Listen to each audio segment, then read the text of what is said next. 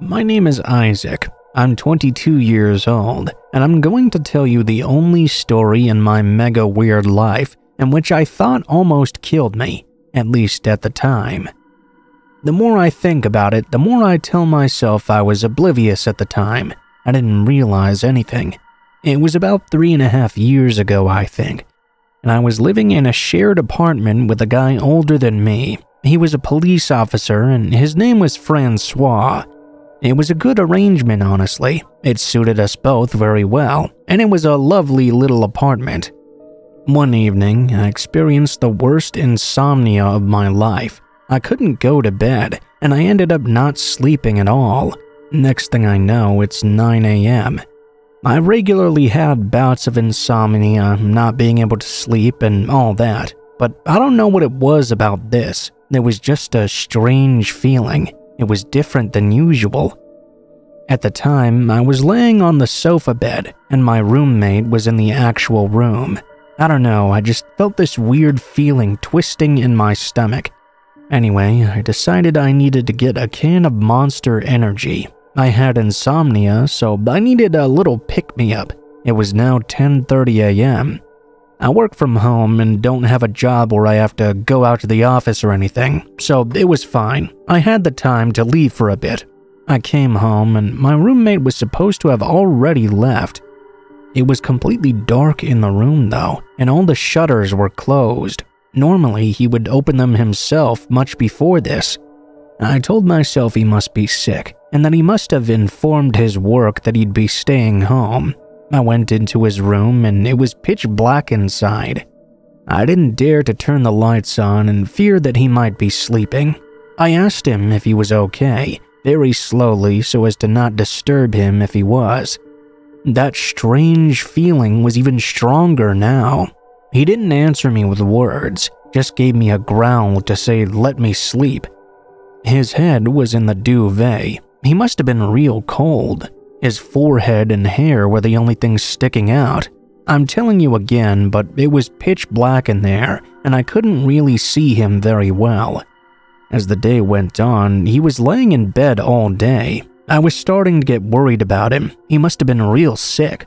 I took a 1.5-hour nap on the sofa. Around 1:45 or 2 p.m. roughly. Since I'm an insomniac, I needed every few hours I could get of sleep just to survive. I felt even more tired after the nap. I knew I wasn't going to last long, and I was going to go to bed early. Or at least really try to. The evening arrived and it was around 10:30. It was starting to get dark when suddenly I hear the apartment door open, but with the keys. With the keys now in the apartment lock, I got up to see who it was. And what do you know? It was my roommate, who was coming back from being away for several days with friends of his. So, of course, there he is right in front of me. I didn't remember that he had been on vacation. Maybe he hadn't told me he was going. In that moment, I understood what was happening. I asked my roommate to step out for a moment before he came back inside. I locked the door from outside and explained to him that since the beginning of the day, there had been someone in his room skulking about. He's a police officer, but unfortunately in our country it's forbidden for him to have his service weapon on him. He decided to go into the home anyway and go see. While I was still standing at the door, I called the police. I was really not feeling well. I was sweating a lot, I was exhausted, my mind was running slowly. The police told me they would arrive in 10 minutes and to wait at the door outside. Obviously, I went inside to see if my roommate was okay. As soon as I stepped into the room, I could see my roommate on the floor. He had been knocked out by the man who was sleeping in his room. The man who was in the bed, I didn't know him at all, and neither did my roommate. He had a sunken face, enormous dark circles around his eyes, a big mustache too. The man was really not good looking. The police arrived soon after and took him away. According to the police, he was a guy wanted for larceny, sexual assault, and was under the influence of drugs when he was in our home. I've since moved to an apartment where I can see all the rooms from the living room, and that's very reassuring.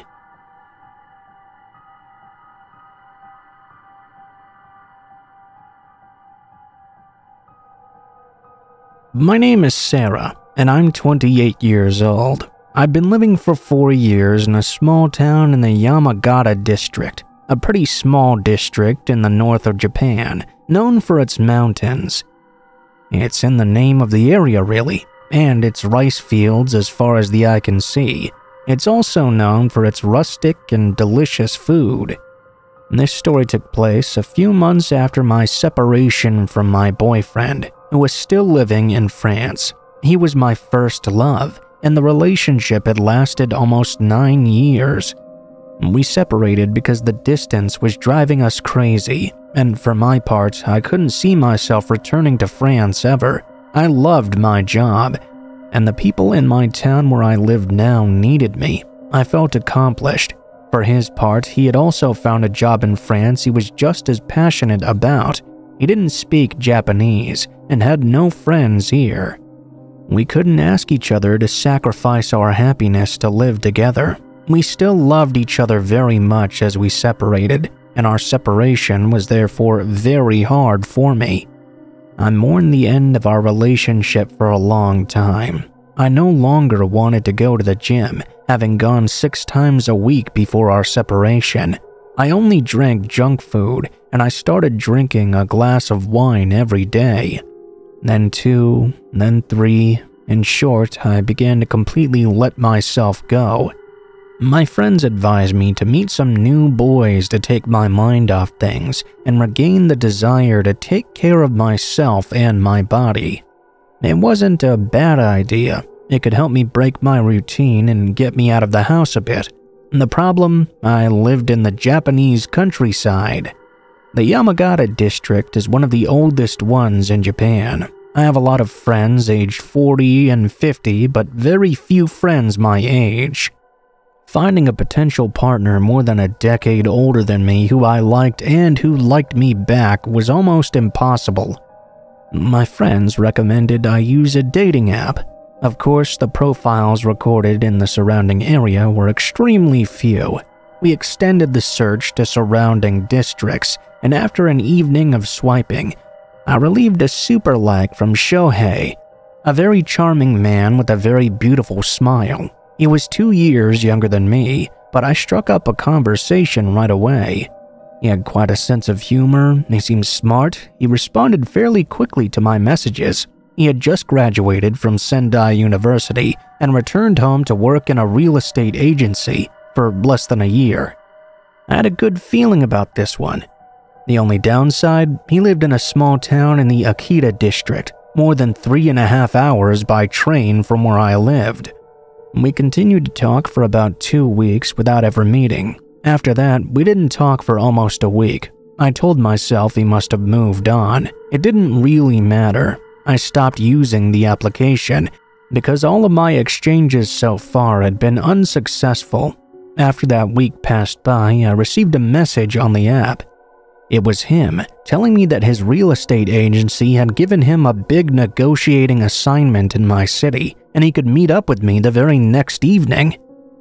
I was surprised to learn he had such big business in my very small town, but oh well. I agreed to go see him, not really having anything better to do. We met at the station to go have a drink at a nearby izakaya. In the evening, I arrived at the station and waited for him. He was a little bit late. I could see him coming from afar. I was relieved. He actually did look like his photos. He was a very handsome man. He could have any girl he wanted. I said hello to him from a distance, and the closer he got, the more I realized he was kind of trembling. I didn't dare to point it out to him. I told myself he was probably just shy. He told me I was so pretty and that he was happy to meet me. He gave a big smile like in all his photos. I don't know why, but I could immediately feel this was a fake smile. Something was making me uncomfortable, and I had an unpleasant feeling in my stomach. We entered the izakaya right next to the station. It was one with compartments that were not real closed rooms, but partitions that separated the tables, so you couldn't see what was happening in the next one over, even if you could hear absolutely everything being said. We first had a beer to start the evening, as is customary in Japan. We chatted a little and he seemed to relax a bit and stop shaking. I asked him if his colleague liked the city, and he replied, "No, I came alone." I found it immediately suspicious that a first-year employee would be sent so far away on a big job without a more experienced colleague at his side. It would never have happened like that at my job. I told myself the rules can change from company to company though. I asked him if the train journey wasn't too boring. He tells me, "No, I came with my car." Now I was starting to get really weirded out. For long journeys like that, almost 4 hours, you definitely travel by train. But hey, maybe it's a special rule from his real estate agency or something. I asked him which real estate agency he was dealing with, because I had moved not too long ago, and perhaps I knew one of his partners or something. He seemed caught off guard by my question, and stammered for a long time before answering. He replied he negotiated with a large real estate chain in my town. It was a real place, not mine, but I definitely heard of them. I was reassured to know he was at least not lying about that, and I ordered a second beer. After a while, I wanted to go to the bathroom. I stepped away. My false eyelashes were a bit crooked, so I took a few moments to glue them back in. I was gone for a total of 4 or 5 minutes. I came back, we started talking again, and I took a sip of my beer. The taste was exactly the same. That's not what was bothering me. From the moment I grabbed my mug, his gaze was looking at me so insistently. It was not the same look he'd been giving me before I went to the bathroom. I had that unpleasant feeling in my stomach again that I'd had when he smiled at me in front of the station. I put down my drink immediately. I pretended the beer was disgusting and I didn't like it. That was a lie. I told him I wanted to vomit. "That's such a shame, you're wasting half the glass." I apologized by saying it was really horrible. "But you were drinking it before." I shied away by playing the polite foreigner card. I told him I was forcing myself, because I knew in Japan you always drink a beer to start an evening, and I wanted to follow the tradition. He really tried to guilt me into drinking some more. This was obviously very suspicious. Why did he want me to drink this drink so badly? I told him that if he didn't want to make a mess, then he could drink it instead of me. Imagine my surprise when he refused, claiming he was already too drunk and that tomorrow he had to drive home early in the morning to return to Akita. Drunk after a beer and a half, when he was planning to drink even more before I went to the bathroom? I was certain he had done something fishy while I was in there. I understood now he had bad intentions. I tried to find a way to end the meeting without alerting him. We abandoned the story of the beer, which remained untouched for the rest of the dinner. He continued to talk at me for an hour and a half, a bit too long for my tastes. At one point, he went to the bathroom with his bag in tow. I couldn't check what he had in his bag, but I could check my beer now. As I lifted the glass up, I could see a fine white deposit at the bottom. Completely unlike the yeast deposits that can be found in certain unfiltered beers, it was powdery, very fine. I didn't have to take out my cell phone and search the internet for what it was. I already knew. He came back and I slammed it down on the table. He told me he was going to sleep in his car looking sad. "Why don't you go to the hotel across the street? Does your company reimburse you for the night?" He told me no because his agency had planned for him to return during the day, but that if I agreed to spend the night with him, he would take a hotel room. I laughed to end the conversation and bid him good night before getting into the first taxi that passed by.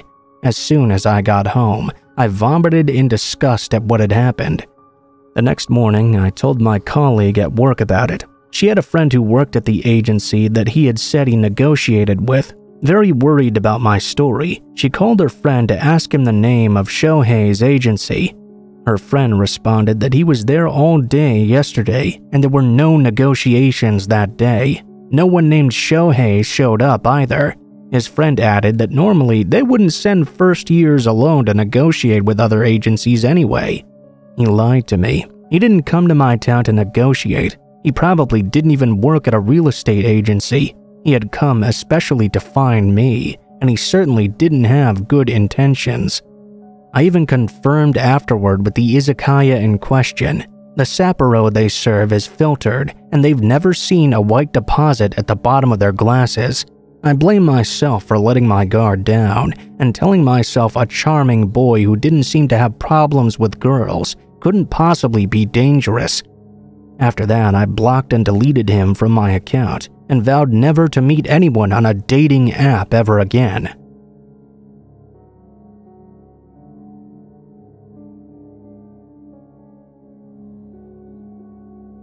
Hi, my name is Valentine, and I'm going to tell you about a pretty scary experience that happened to me.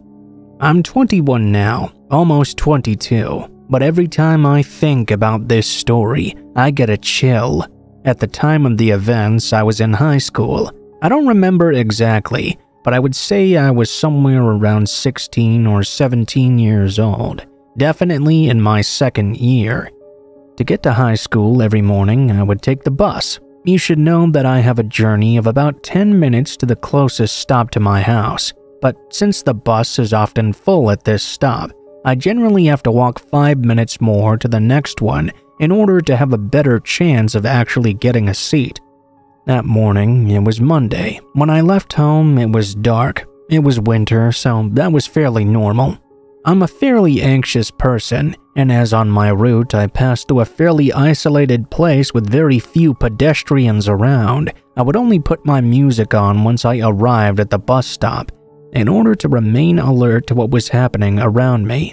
That day, I arrived at the bus stop without any problem. I was just about to start my music up when I heard someone calling out from my left.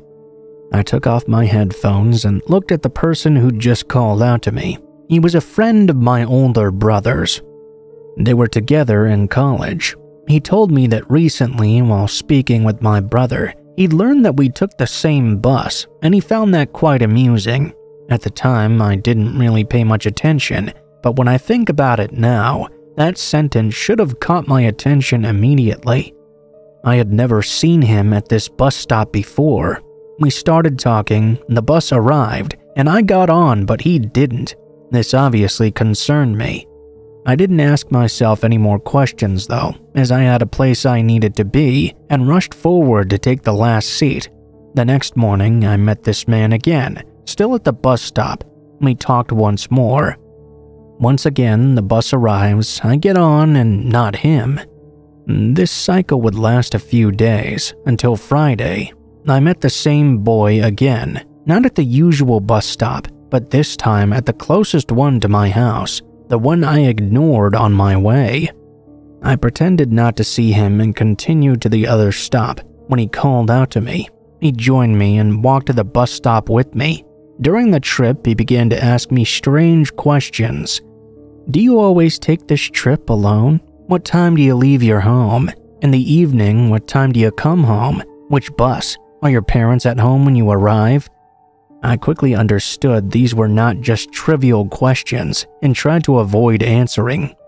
It's kinda weird that you go to this bus stop when the other one is closer to your house. Do you live here? And then he listed out my address. I got a crazy bad feeling.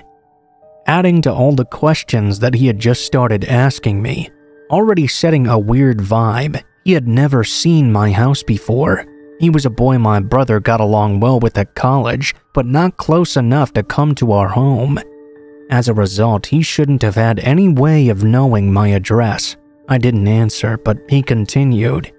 You walk pretty quickly, huh? You always leave your house at 7:30. You get here so fast. I froze.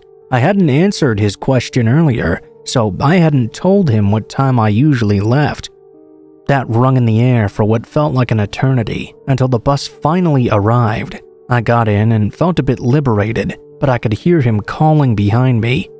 I'll see you tonight. He waved at me and smiled. I was starting to panic. My stomach started to hurt, and I couldn't really think very well. I took out my phone and sent a message to my older brother. I asked him to tell his friend to leave me alone, and that he made me feel uncomfortable. My brother called me immediately.